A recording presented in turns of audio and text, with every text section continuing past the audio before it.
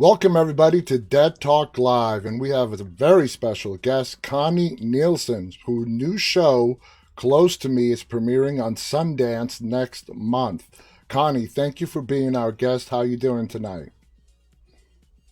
I'm really good, thank you. How are you? I'm doing great. And just like we were talking about before we went live, I've been lucky to get a sneak peek at your new show called Close to Me, which is premiering on Sundance. And it's a fascinating show with a great concept. So you play the character of Joe, who basically the show starts off with Joe falling downstairs and losing part of her memory. So tell us, how did the part come your way? They sent it to me and asked if I was interested, and I read it and I was like, yes, I am interested. This is amazing. And now it's labeled as a mini series, so are we to assume that this is a one season only show? That's right. It's a Oh, one-off. It's basically what I love the most about streaming right now is the ability to tell long stories, like stories that really get, allow you to really tell the story right. You're not locked inside of an hour and a half and, you have to be done by then. But on the absolutely. other hand, you don't have to invent more and more crazy scenarios in order to, keep entertaining people. I really love this format so much. That's excellent. And this is, like we said, such a great show. Joe is such a fascinating character. Just imagine having an accident and not having total amnesia, but just a portion, the last year of your life, completely wiped away. What kind of special preparation did you do to get into the character of Joe? I really, first of all, read up on brain injury. The fact is that with a brain injury, you often see that people lose their filter. They kind of become just in disinhibited. Mm-hmm. And I wanted to be sure that, of course, we were going to, show that with a great sense of humor. And so, we definitely have fun with the fact that she has lost her filter and says things that normally people don't say to their husbands or to their kids. But actually, this brutal kind of honesty also, reveals things about her and about the relationships that she's in, and also about us as people. We often, try to shield each other from the brutal, honest truth. But the thing about unfiltered people is they say things like they are without any Exactly. And can I tell regard. you one of my favorite lines from the pilot, from the first episode, is the skinny jeans line.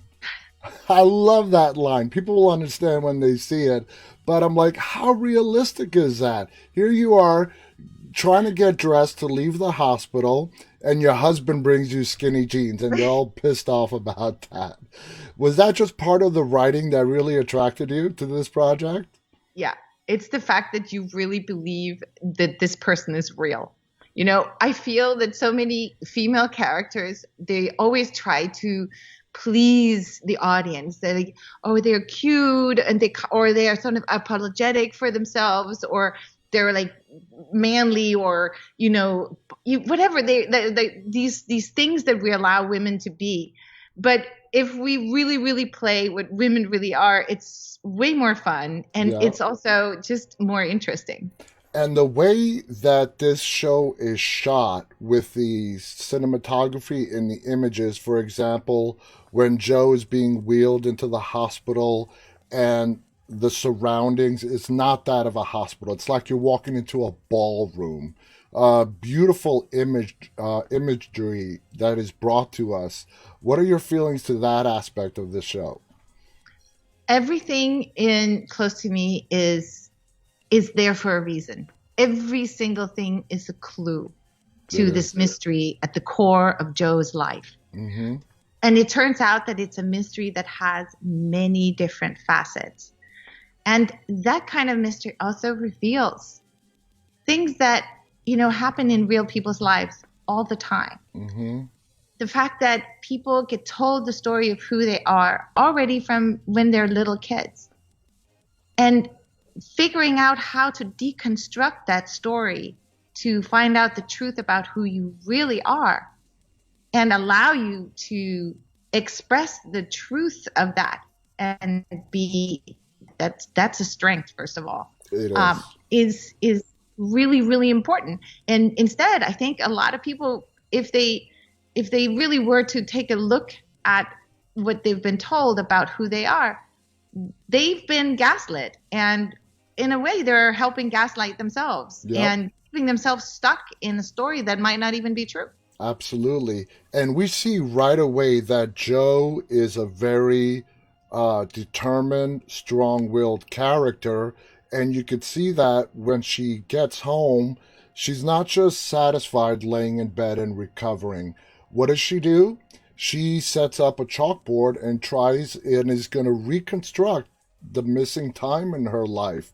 That's the determination that your character has and the strength that she has and the possible horrors that she may uncover. Did you tap into anything special to reach that strong, determined woman that we see in Jo? I think that was one of those really powerful scenes that I read right away when I read the scripts. And it was this idea that this woman comes home from the hospital and she doesn't make a blackboard and like with little, with little needles or things like that. No, she actually takes a marker and draws smack on the wall of the living room, of the dining room. Yeah. And it's that level of unfilteredness, but that, as you said, that also betrays and reveals like a person who has like incredible strength. Yeah. And and I think she shocks everyone around her with her determination to understand what is the truth lurking behind all of these lies that I'm surrounded by. And that was really where I took the key to who she is a lot. And the interaction between you and Christopher, who plays Rob, your husband, you guys have a great dynamic and chemistry together. How was it when you met Christopher and you guys hit it off right away? Was the chemistry there, and did it bring itself onto the screen as well? Yeah, and I think well, first of all, I don't know how many of you have seen his work, but he is just such a talented actor. He is. And so I was so delighted that we were going to have Chris on the show. And at the same time, it's such a voyage that we take together, and it's an uncomfortable voyage. It's a difficult voyage that we went through together. It was, it also took a lot of stamina and to really see also the fact that, one thing we should really mention, we shot this in the middle of COVID. And so we were either on set or in quarantine at home. That was it, and it was just a really, really hard and incredible journey that we went on with those two characters. It is, because I've heard many actors say before COVID, after a day's shoot, you guys would go have dinner together, and there was an extra way to bond. And shooting during COVID, even now, we're still in the middle of COVID, that's been taken away from you guys, and it makes it that much harder to bond. Absolutely. But, at the same time, the hardship kind of bonds people as well, And I think the most important thing that we were looking at was looking out for each other. Just making sure that everybody was safe. Yeah, absolutely. Now, the series is based off Amanda Reynolds' book by the same name. When you booked the part, did you read the novel? Have you read the novel yet? Or did you not want the novel to influence you? That's right. For me, I've seen many times that you read a book and then you get upset with the stuff you can't bring into the series or into the movie. And so I found that it's better not to read the book and to focus on what is the shape of the story that we're putting into the screen, because onto the screen. The media, book and the film will use different rhythms and different sort of conventions for telling a story. And so I think it's really important to just focus on the filmed version of this story, because we will tell the same story but in different ways. Absolutely. And I just had a writer on the other day, and, she brilliantly explained how words jumping off a page is completely different than the image we see on the screen.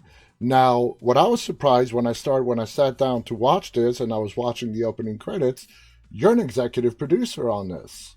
So what did your roles actually include as executive producer on this show? It was really overseeing the all of the edits and the shape that the story was taking, making sure that some of the values and aspects of the story that were important for me to tell were staying on the page. A lot of people, well, I should say society at large, I think around the world, kind of tries to ignore menopause. It's as if like that just doesn't exist. Yeah. And that's crazy, because basically the biggest group of people on the planet are going through or have just gone through a menopause. And we really, really have to help each other create more of a conversation about what that means for families, for women, and for the people who love them. How can they best support them? What is it that is? What is this mysterious thing? You will not believe how little information you have as a woman when you go into this thing. It's shocking. And even doctors lack words to really describe what it is you're going through. So it was very important to me that this seriously important passage, which is sort of like a coming of age, it's like a second coming of age, that we really explain what that is, and also that we show that what's incredible is that, as a woman, you've spent your whole life taking care of other people. You have, taking care of your kids, your husband, your job, and then there is this moment all of a sudden where after this thing, it becomes about you. Yeah. And that's a really important moment, and it can be hugely empowering. And that's also what Close to Me is about. It's what does that empowerment also do to Jo and her community? Exactly. And just like Jo, if you look at your career, you have a really great resume of portraying these really powerful women.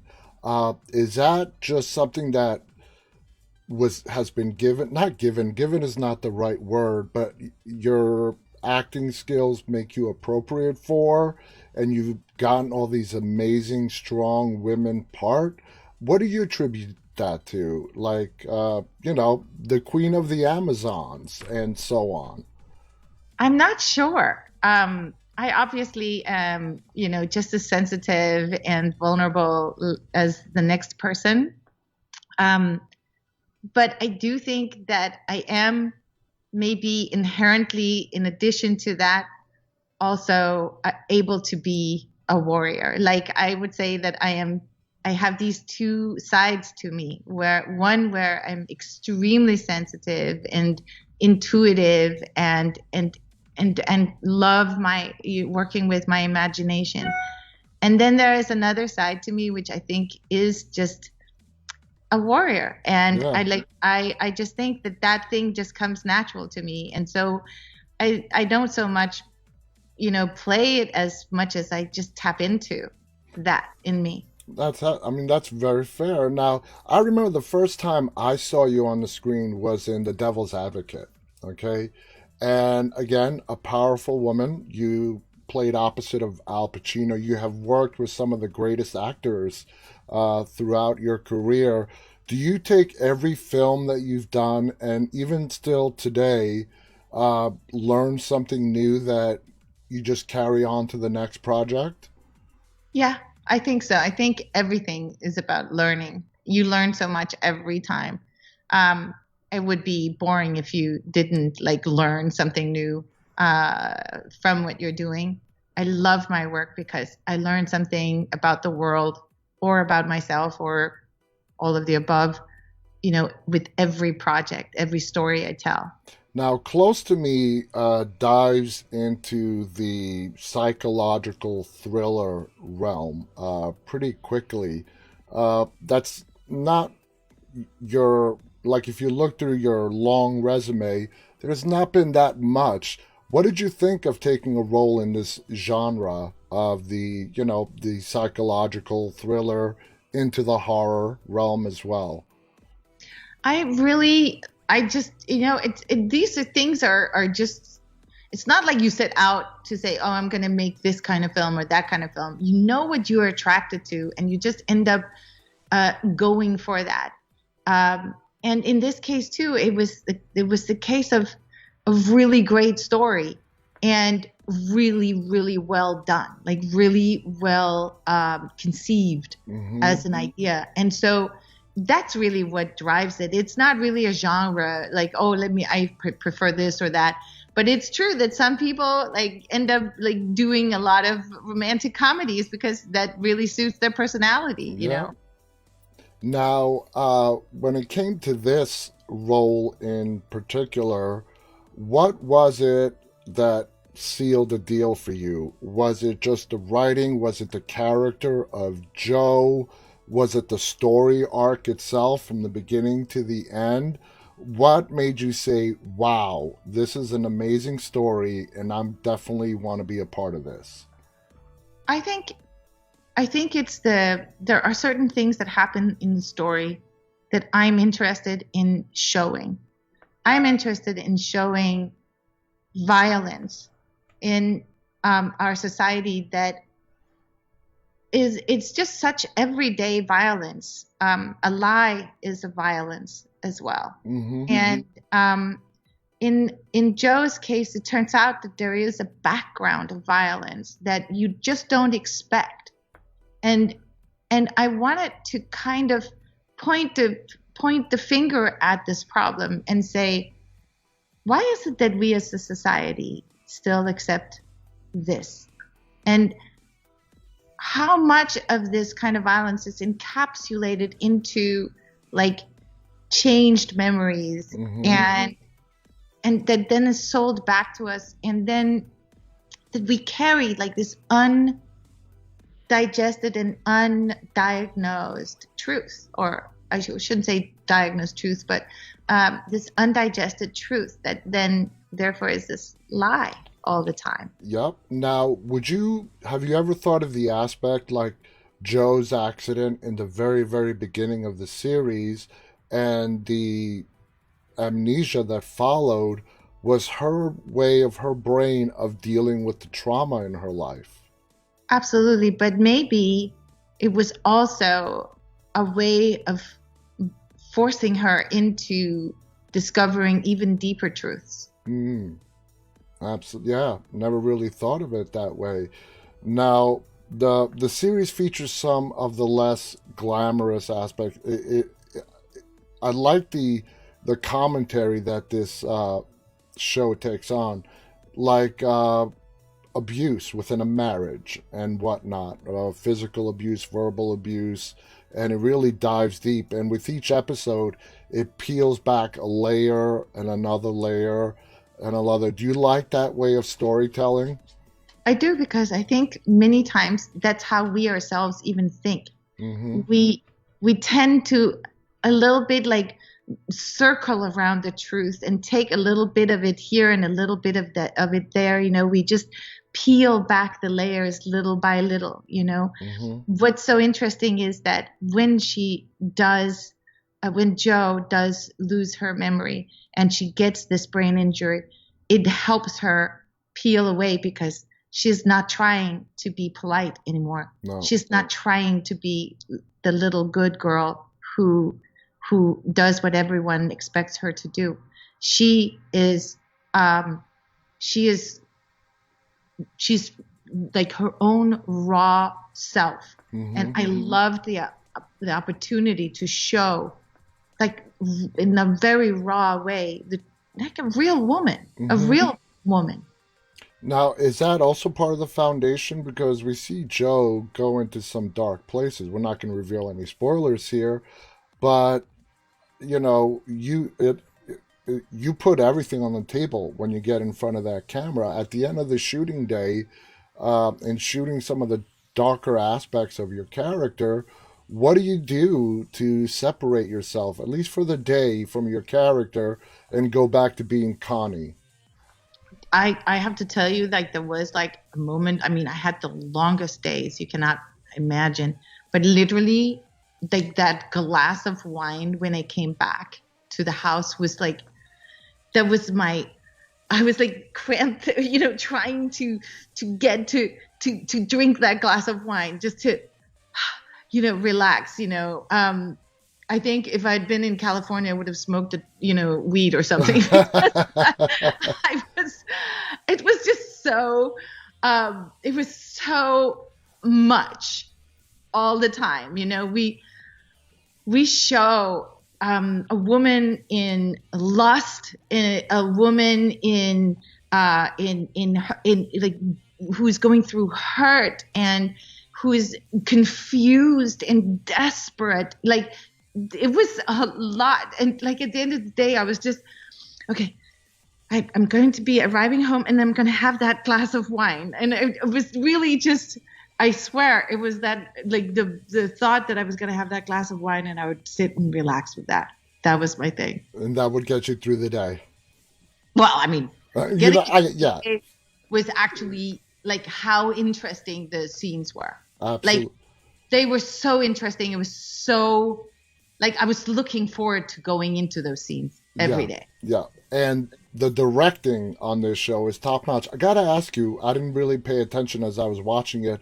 Did you have the same director throughout all the episodes, or were there different? There was one director. Yeah. Wow. You don't. It was important because we go through so many levels of time. We go through in Joe's entire life, but we also have a pre-fall Joe and a post-fall Joe. We also have a Joe from the amnesia time. Yeah. And those are different Joes. And so we needed to have someone who really could keep a hold of all of these Joes. And that was important, why to keep the same director for every episode and not lose that aspect. Now, were you satisfied with how the story that we're going to see on TV, how they wrapped it up come the finale? Yeah. I think that the finale is appropriate to this story. Now, since you've done it, now you said you didn't read the book before or during. Have you read it after? No, because then I was done. Like I was done with that character, and then I needed to take some time off. But I also went into a very demanding other character that I was working on also as an executive producer, and then shot up until 3 weeks ago. And so I've been like just really deep in this other character. So how would you explain the differences shooting this multi-part episodic limited series as opposed to doing a movie? Okay, you've done some really high budget films. Okay, what is the difference experience doing this multi-part series as opposed to the DC movies, whether it's Wonder Woman or Justice League? Explain to us what some of the biggest differences are. I mean, obviously, a story like this one is very intimate. It's it's so intimate. You're inside of Joe's head. Like that kind of deep, deep intimacy is the point of a story like this. Whereas the point of the big movie like that is a spectacle. It's creating something that your eyes and mind can feast on. Mm-hmm. And so seeing these incredible sets and incredible costumes and using like your imagination almost, to have fun. Because, when I do Justice League and Wonder Woman, I have a lot of fun. Mm-hmm. Like, I feel like I'm a kid. I get to sword fight. I get to jump on and off galloping horses. I get to like run up walls and come down and spear a demon at the same time. I mean, that's just so much fun. I can imagine. And then the other thing, like, though, when you go into these small, intimate and psychological, tense stories, that you really get to explore a character and go very deep, and that too is extraordinary, both to watch and to work on. Oh man, that sounds like so much fun. Just having the spectrum that you've had, like you said, the Queen of the Amazons down to the deep character storytelling that we see in Close to Me. Connie, we're out of time. I want to thank you so much. For the people out there, the show is called Close to Me. It's premiering on Sundance. Is it December 6th? That is a question for my producer. Yeah, I just read it earlier. I think it's releasing December 6th on Sundance. It's a multi-part episode, limited series, one season only. Check it out. You won't be disappointed. There's great character storytelling. There's definitely thriller, suspense, horror aspect. It has a little bit of everything. Connie, thank you so much. Any final thoughts you want to share before we go?